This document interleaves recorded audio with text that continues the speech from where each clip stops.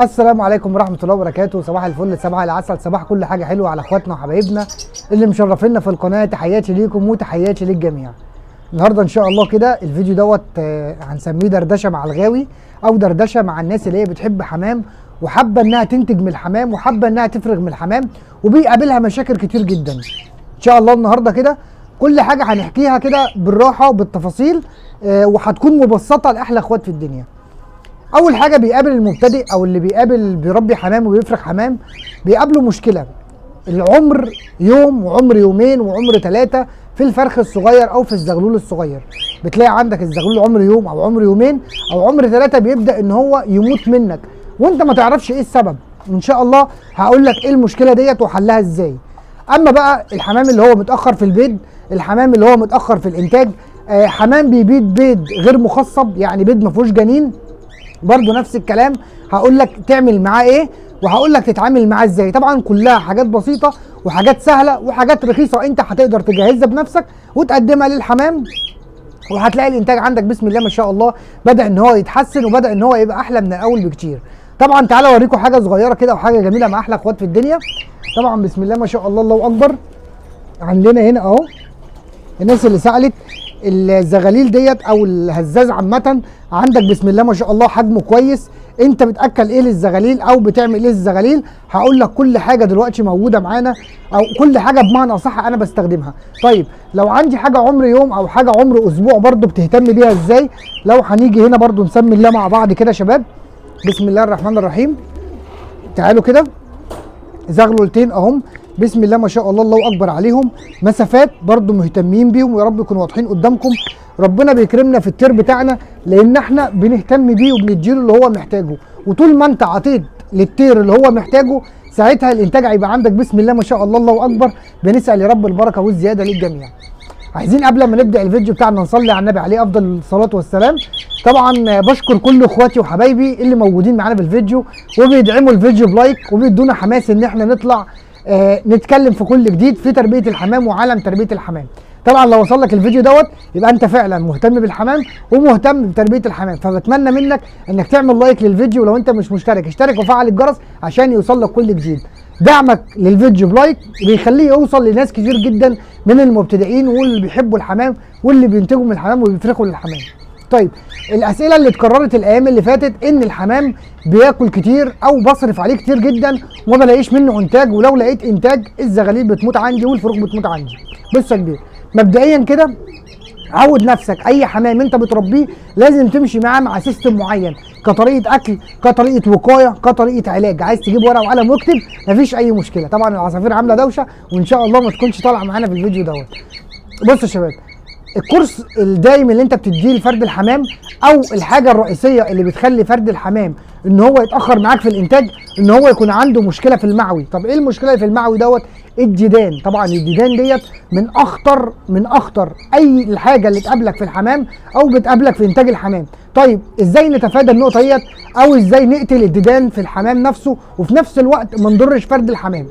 سهل جدا وعن تجربه. الكلام اللي هقوله لك دوت، كان عندي جوز هنا اهم، الجوز دوت كان مغلبني في الانتاج والحمد لله رب العالمين بدا ان هو يشتغل ويبقى كويس. طيب عملت معاه ايه؟ كل اللي انا عملته معاه رحت صيدليه بشريه، طبعا البشريه دي اللي احنا بنجيب منها الدواء. رحت قلت له عايز بندكس شراب، وبدات ان انا اعطش الحمام لمده يوم واحد واحط 5 سم بندكس على 2 لتر ميه ومسقت للحمام كله على عطش. ليه على عطش؟ عشان فرد الحمام ما يحسش ان طعم الميه متغير ويسيبها لك. طيب يبقى انا كده عملت غسيل معده لفرد الحمام. طيب ايه الحاجه الثانيه اللي انا اقدمها له؟ يبقى انا عملت النهارده كده غسيل معده، بكره هشربه ميه عاديه تماما. يعني النهارده غسيل معده وبكره هشرب بالحمام ميه عاديه تماما. طيب ايه تاني اللي بعد كده؟ ثالث يوم هبدا ان انا اقدم له الحاجه اللي هو محتاجها. الحمام سبحان الله تعالى ربنا خلقه ان هو يطير ويرجع ويحدق من الطبيعه ويملح من الطبيعه. احنا حبسناه في اوضه، حبسناه في سلاكه وطلبنا منه ان هو يفرخ. طب ما انت لازم تعوض له الحاجات بتاعته. ايه الحاجات بتاعته؟ خلطه التحديق او خلطه التمليح. طيب الناس اللي هي مش عارفه توصل وتشتري، طبعا انا عن نفسي بستخدم توب ميكس جريت جميل جدا للتحديق. وانت برضو هقول لك تعمل ايه او تعمل الخلطه دي ازاي.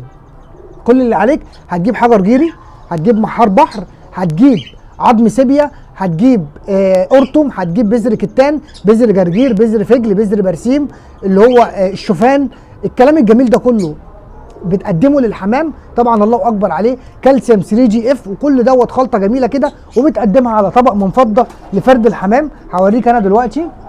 طبعا الخلطه دي كلها موجوده في توب ميكس جريد اهي زي ما انتم شايفين، بقدمها لفرد الحمام. فرد الحمام لما يكون محتاج كالسيوم بيخش ياكل منها عادي جدا.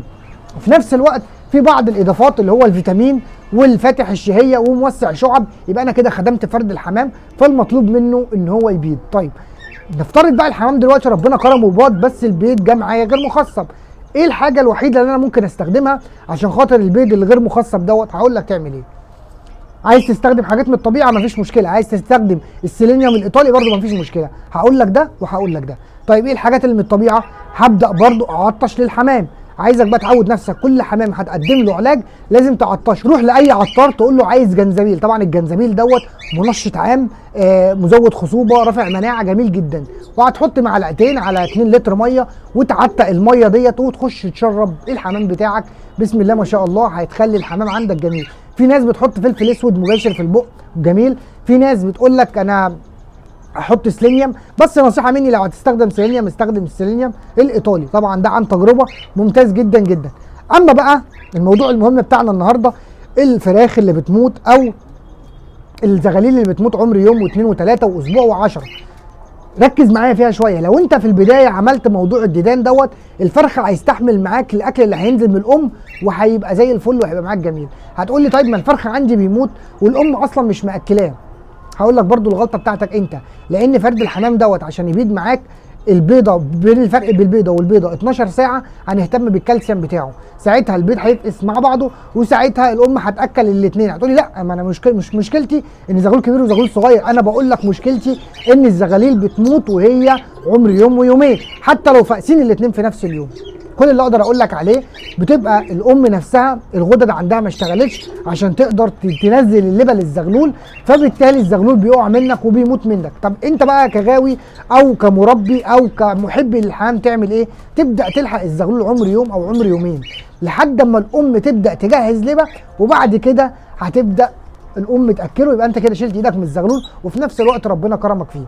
طيب ازاي؟ انا عن نفسي يا شباب بستخدم توب ميكس تاكيل يدوي طبعا، والفيديوهات موجوده.